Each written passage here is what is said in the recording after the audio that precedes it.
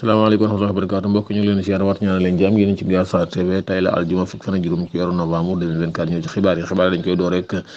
80 personnes yi nga xam ne jàppoon nañ leen fële ca Saint-Louis violence ba nga xam ne amoon na fa ñoom nag mujj nañ leen yóbbu kaso ñoom ñëpp yóbbu nañ leen kaso démb nga xam ne ñaari fan ci weeru décembre lañ leen war a atte ki def loolu rek mooy procureur mooy ancien ministre des finances budget di Mamadou Moustapha Ba moom nag ñi di waa France yi nga xam ne dafa xaru te ñoom nee nañ sax moom ci weeru octobre bi ba muy jeex boobu la génn àdduna kon ba mu génn àdduna yàgg na ñoom waa France ñoo xam ne loolu ñoom nee nañ moom dafa dese ginnaaw ba nga xamante ne si amal nañ autopsie fii Sénégal ba denc nañ ko fële ca Nioro ñii di waa France ñi nga xam ne moom mii dafa xaru ki nga xamante ne si mooy Farba Ngom nag moom mi nga xam ne Ousmane Sonko moo wax ne moom bii mooy dernière élection moom Farba Ngom nee na loolu mu wax amut ndax titre foncier Macky Sall mooy Fouta te tey la koy gën a doon nga xam ne lii mooy Farba Ngom pes bi nga xamante ne si war naa jeex le 17 novembre Ousmane Sonko wedd na ñii di Union européenne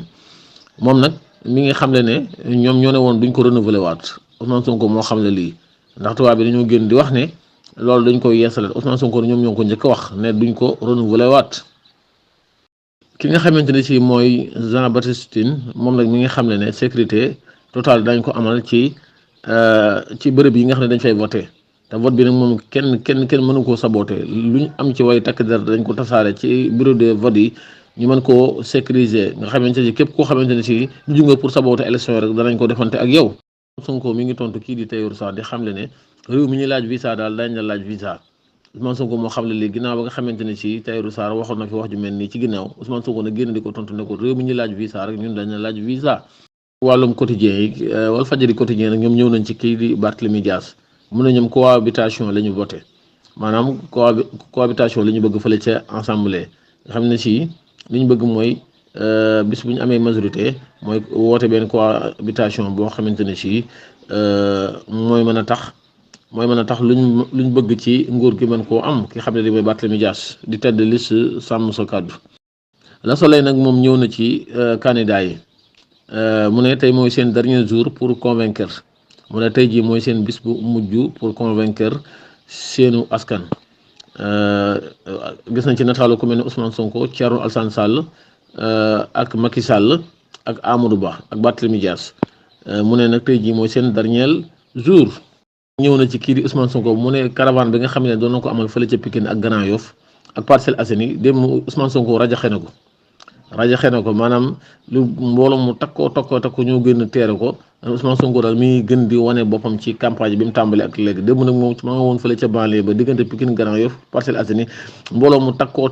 ñoom ñoo ko toppoon. personnes yi nga xamante ne si jàpp nañu fële ca Saint-Louis réew mi quotidien nag ñëw na ci di xam ne ñoom ñëpp fanaane nañ kaso démb ba war nañoo xaar seenu àtte le 2 décembre prochain. Tahirou Sarr démb doon na def benn conférence de presse di xam ne Ousmane Sonko da ko woone ko ñëwal ci sama ginnaaw nee na mu bañ nee na li nga xamante ne si mi ngi ko koy tuumaal rek dara amu ci bu bëggee sax na ñëw ñu débat moom mi nga xamante ne si mooy Tahirou Sarr sax ñu ngi leen di tudd ci lu toll ci 500 millions yoo xam ne dañu may moo ko Abdoulaye Sow nga xamante ne si parquet war na leen a diglu ci ay jamono yu dul yàgg dara moom mii nag moo ko Abdoulaye Sow 500 millions lañ ne moo ne may tax xamuñu fu mu jaar. nga xam ne mooy ministre de la santé moom nag doon na xam ne audit bi nga xam ne def nañ ko ci ministère de la santé moom nag lu garaaw lañ fa gis mu ne junni nit ak juróom-ñett fukki agent yoo xamante ne si maanaam seen situation normalut maanaam ay nit ñoo xam ne dañuy fayiku te xamuñu nit ñooñu ñan lañ maanaam daal seeni tur moo existé waaye nit ñooñu nga xam ne ña ngay liggéey ci ministère de la santé yow mënoo xam yenn façon nit la ki xam ne lii mooy ministère de la santé. wàllum tàggat yaram lañ koy jeexalee Sénégal nag doon na jàkkaarloo ak Burkina Faso fële ca diwaanu Mali ñoom nag première place moom lañ doon xëccoo kii di Sénégal nag moo ko dóor benn bal ci dara nga xam ne Sénégal léegi mooy pay